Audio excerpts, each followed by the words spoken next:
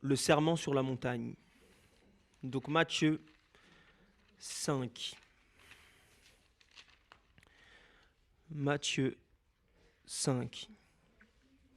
C'est là où Jésus-Christ va faire les béatitudes. Donc en anglais, c'est la béatitude, l'attitude à avoir. Et j'aimerais qu'on prenne un texte qui se trouve dans Matthieu 5, le verset 13. Matthieu 5, le verset 13. Et quand vous y êtes, s'il vous plaît, faites-le moi savoir en disant Amen. Amen. On va lire ensemble. Vous êtes le sel de la terre, mais si le sel perd sa saveur, avec quoi la lui rendra-t-on? Il ne sert plus qu'à être jeté dehors et foulé aux pieds par qui?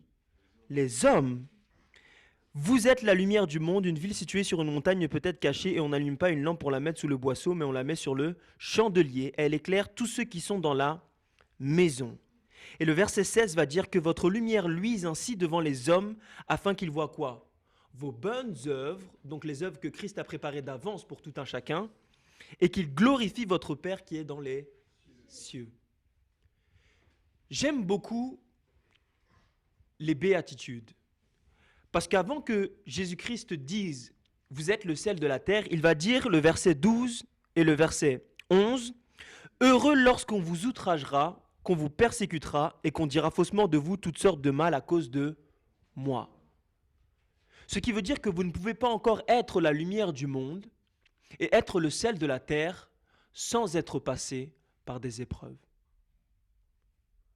En tant qu'homme, on veut esquiver l'épreuve, on veut esquiver le feu. Mais Jésus-Christ nous dit qu'avant d'être la lumière du monde, on doit passer par le feu de la persécution, que ça soit individuelle ou peu importe les degrés de persécution. Ça peut être une épreuve avec votre femme, une épreuve avec votre ami ou une épreuve même à l'église. Jésus-Christ est en train de dire que pour vous polir, vous et moi, nous avons besoin de quoi? D'épreuves. Et Hélène White va aller plus loin dans Conseil à l'église, la page 40, elle va dire que Jésus-Christ donne des épreuves à ceux qui l'apprécient. Je ne sais pas si vous comprenez. Jésus-Christ donne des épreuves à ceux et permet les épreuves à ceux qui l'apprécient. Est-ce que vous comprenez? Jésus-Christ est passé par la croix, n'est-ce pas? Les disciples sont aussi passés par la croix, n'est-ce pas? Et on sait que le servant ne peut pas être plus grand que son maître. Ça veut dire que marcher là où Jésus-Christ a marché, c'est en effet une bonne nouvelle. C'est pour ça que la persécution et l'épreuve, mes frères et sœurs, c'est l'autre bonne nouvelle de l'Évangile. Amen. Mais ce n'est pas le sujet, ça c'est une autre méditation. Mais ce qui m'intéresse ici, le titre de cette méditation, c'est « La saveur ou le savoir ». La saveur ou le savoir. Jésus-Christ est en train de dire que vous et moi, il prend une analogie, une parabole, une image, et il dit « Vous êtes le sel de la terre ». Mais si le sel perd de quoi? Son savoir? Non, n'est-ce pas? Si le sel perd de sa saveur, avec quoi la lui rendra-t-on? Vous savez que le mot saveur ici veut dire folie en grec. Et c'est quelque chose qui m'a fasciné. La Bible dit, Jésus-Christ parlant dit, vous êtes le sel de la terre. Si vous et moi nous perdons notre folie, alors on ne vaut qu'à être foulé par les hommes. En d'autres termes, on ne peut pas sauver et gagner le plus grand nombre de personnes. Pourquoi? Parce que Jésus-Christ est en train de dire ici que vous et moi, nous avons perdu notre folie. De quelle folie ici s'agit-il, mes frères et sœurs? Effectivement. Allons dans 1 Corinthiens 18, le verset 1. 1 Corinthiens 18, le verset 1. 1 Corinthiens 18. Je crois que c'est le verset 2 Corinthiens, pardon, 18. 2 Corinthiens 18. À partir du verset 1, je vais le prendre sur mon portable. 2 Corinthiens 18, à partir du verset. Ça n'existe pas, 2 Corinthiens 18?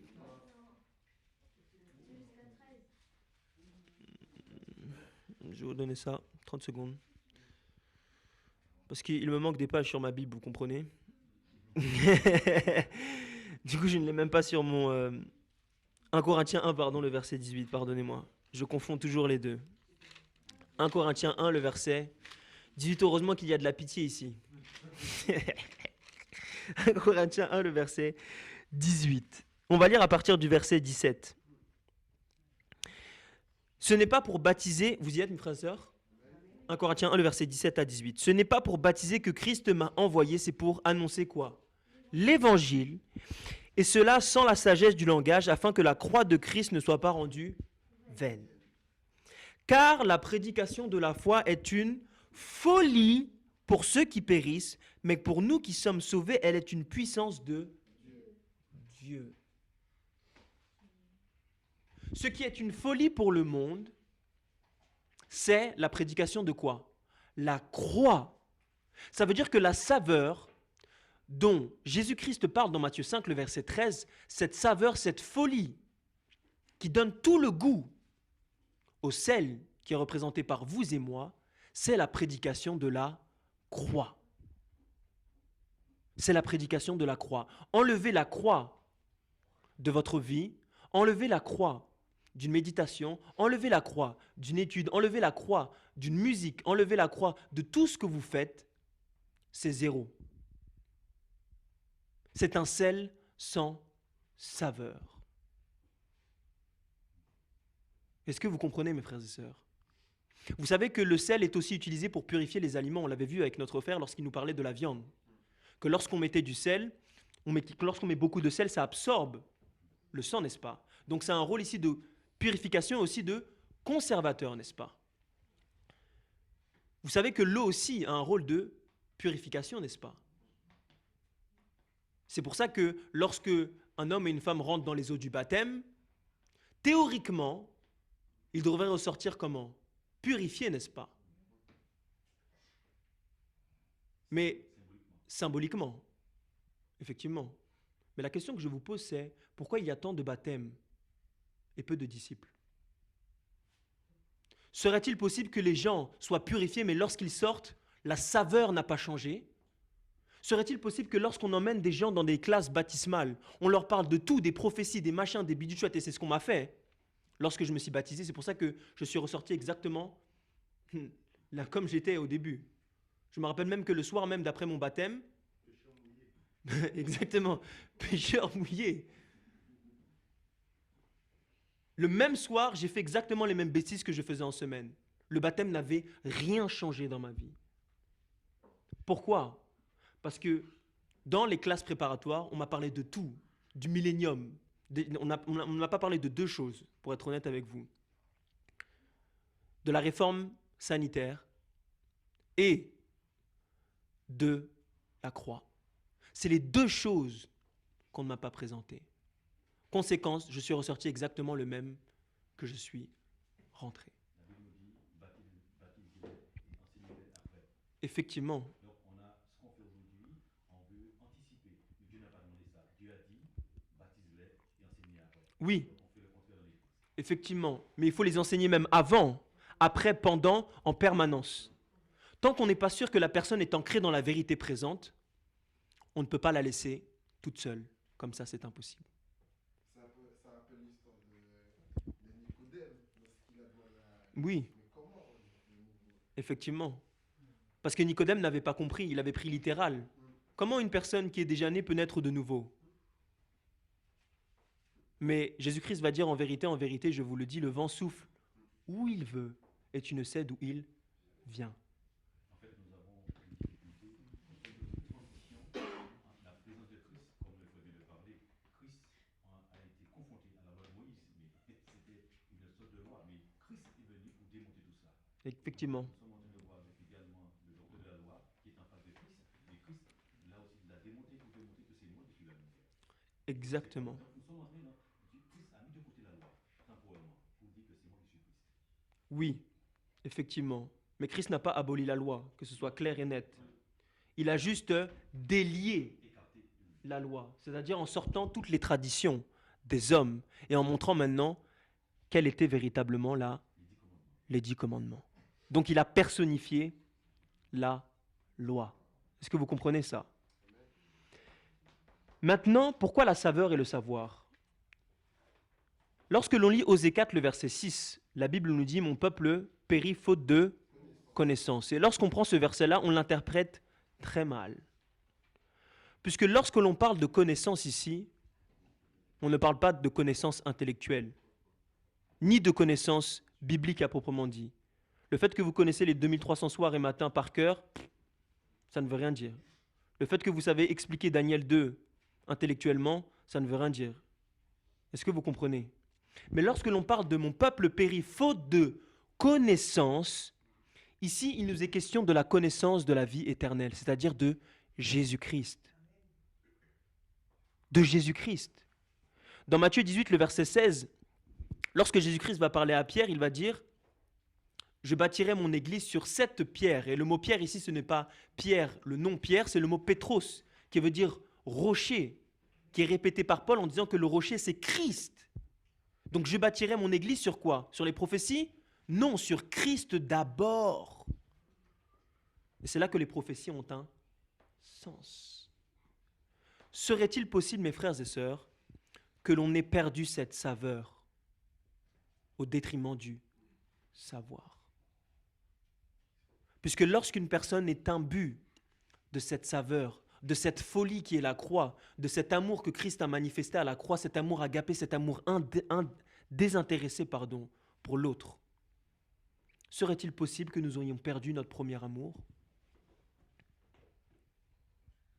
Serait-il possible, mes frères et sœurs, que nous n'ayons perdu cette saveur?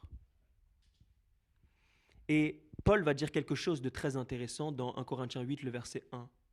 On va le prendre ensemble et je vais citer. Mais j'aimerais que vous le lisiez attentivement. Dans 1 Corinthiens 8, le verset 1. 1 Corinthiens 8, le verset 1, et on va terminer par ça.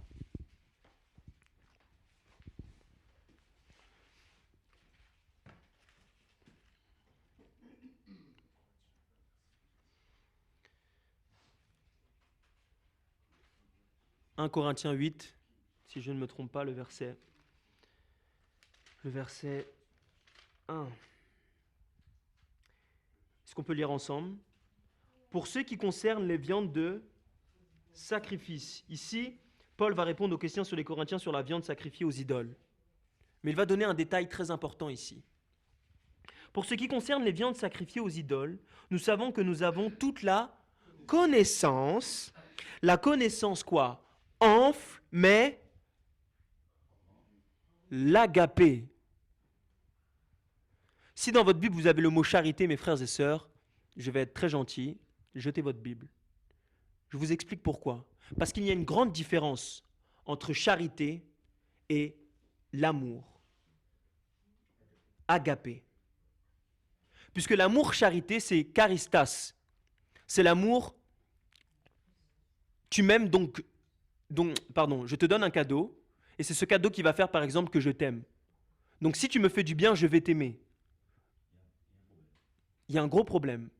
Mais l'amour agapé, c'est je me sacrifie pour toi sans rien attendre en retour. L'abnégation totale de soi, le renoncement total de soi. Juste pour gagner l'autre. Juste pour la possibilité de gagner l'autre.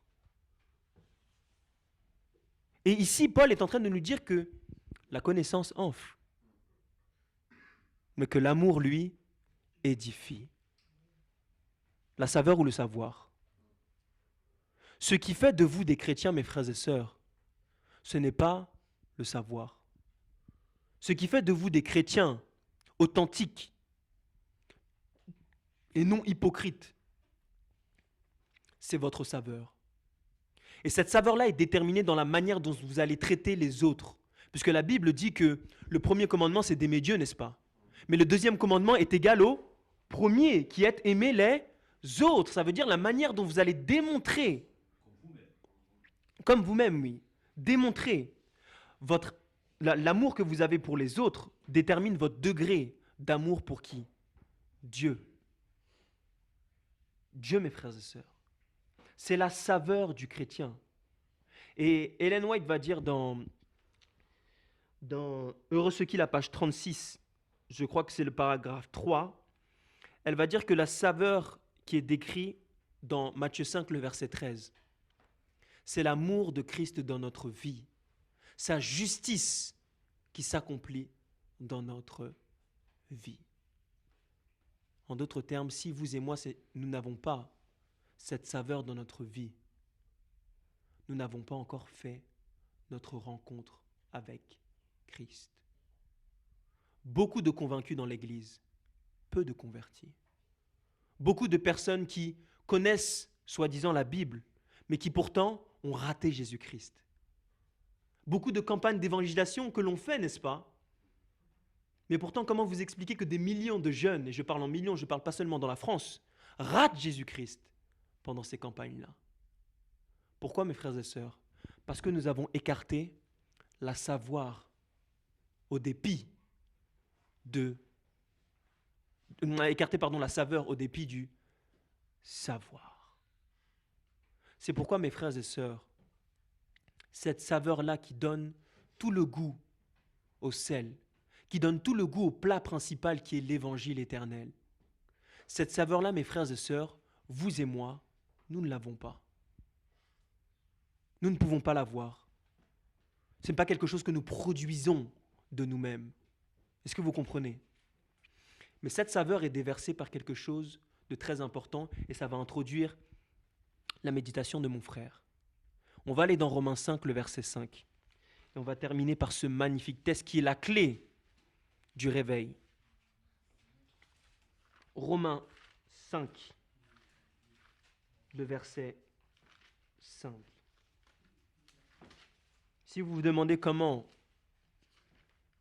avoir cette saveur, ou comment retrouver cette saveur que peut-être vous réalisez que vous avez peut-être perdue, voici la clé. Romains 5, le verset 5. Est-ce qu'on peut lire ce verset ensemble? Or, l'espérance ne trompe point, parce que l'amour de Dieu est répandu dans nos cœurs par quoi? Le Saint-Esprit qui nous a été donné. Quelle magnifique promesse! Encore une fois, l'amour de Dieu est déversé par les hommes? Non, par Dieu encore lui-même. C'est pourquoi, mes frères et sœurs, le plus grand besoin de l'Église aujourd'hui, c'est le Saint-Esprit. Ellen White va dire, je ne me rappelle plus exactement, mais que l'œuvre de la mission est plus avancée que l'œuvre du Saint-Esprit. Vous comprenez ça? L'œuvre de la mission est plus avancée que l'œuvre du Saint-Esprit dans la vie de son Église. Je dis ça en rigolant, mes frères et sœurs, c'est terrifiant. L'œuvre de la mission est plus avancée que l'œuvre du Saint-Esprit. Ça veut dire que nous pouvions faire des campagnes, exactement, mais l'œuvre du Saint-Esprit chez ses enfants est beaucoup moins avancée. C'est pourquoi, mes frères et sœurs, Satan va attaquer d'une manière particulière à la fin des temps, c'est-à-dire les temps dans lesquels nous vivons, le Saint-Esprit. Disant, est-ce que le Saint-Esprit est une force? Le Saint-Esprit, même on nous dit que c'est même Jésus-Christ. Jésus-Christ est-il le consolateur? Tout ça, mes frères et sœurs, c'est simplement pour vous faire rater une seule chose, la saveur. Amen. On va prier dans ce sens-là, réclamer véritablement à Jésus-Christ cette saveur dans nos vies et inviter le Saint-Esprit dans nos vies. Amen.